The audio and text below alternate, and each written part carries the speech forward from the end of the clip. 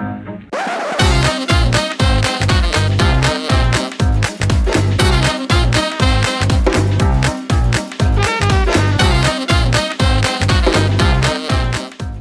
bonjour tout le monde, je vous propose aujourd'hui un tour un peu différent, un tour plutôt orienté mentalisme.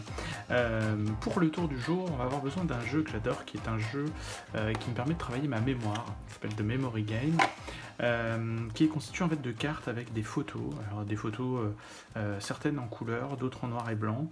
Il y a des parties de corps, il y a des objets, de la vie courante, des choses un peu moins courantes, voilà, une autre partie de corps, un animal, un lieu, des choses qui se mangent, des choses qui se fument, voilà, donc on a vraiment plein de cartes de toutes les couleurs différentes, d'accord, et de tous les styles différents. Je vais avoir besoin de faire une petite prédiction, donc juste pour pas vous influencer, je vais aller retirer une carte ici,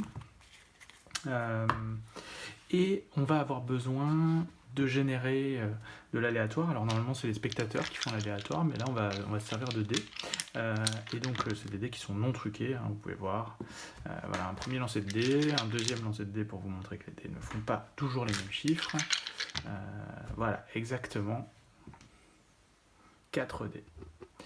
Le prochain lancer de dés, c'est le premier lancer d'un spectateur. Attention, 1, 2, 3. Voilà, donc 6 et de 8 et de 10. Alors on va lui demander de distribuer 10 cartes, d'accord, 4, 5, 6, 7, 8, 9, 10. Simplement on va prendre une carte, on va noter son nombre dessus,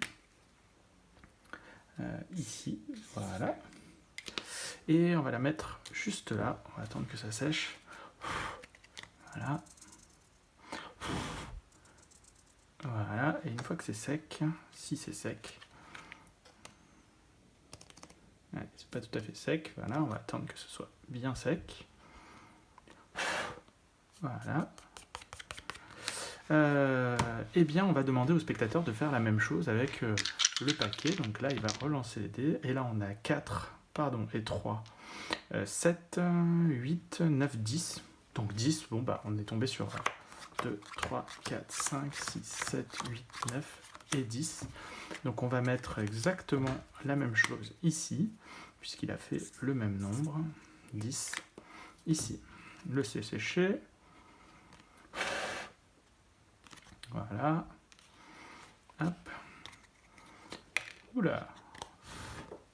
Voilà.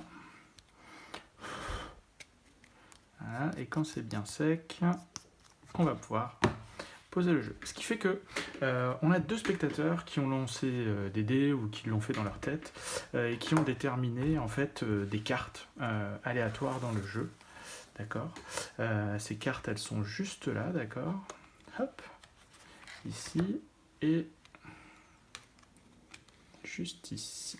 Voilà. Toc et toc. Donc des cartes entièrement aléatoirement choisies. Et on va voir si le hasard fait bien les choses. Déjà, ils ont fait tous les deux 10. Et lui, il a la statue de la liberté. Et lui, il a les pyramides de Gizeh. Alors, il n'y a pas de lien direct, si ce n'est que c'est deux lieux qui sont, j'ai envie de dire, sur la planète, hein, pourquoi pas, de destination. Mais ce qui est intéressant, c'est que si on prend ma carte de prédiction ici, ici on a la Tour Eiffel, un 3e lieu. C'est plutôt pas mal ça. Mais ce qui est encore plus intéressant, c'est que si on prend le jeu et qu'on distribue 10 cartes, 1, 2, 3, 4, 5, 6, 7, 8, 9, 10, et qu'ensuite on en distribue 10 de plus, 1, 2, 3, 4, 5, 6, 7, 10, on tombe sur une 4e destination. 4 destinations, et tout ça avec le hasard. Mais ça serait du hasard si et seulement si, depuis le début, dans cette enveloppe, je n'avais pas mis une petite prédiction qui serait exactement le trajet Paris, New York, Rio de Janeiro, Le Caire. Voilà, j'espère que le tour vous a plu et je vous dis à bientôt pour un nouveau tour.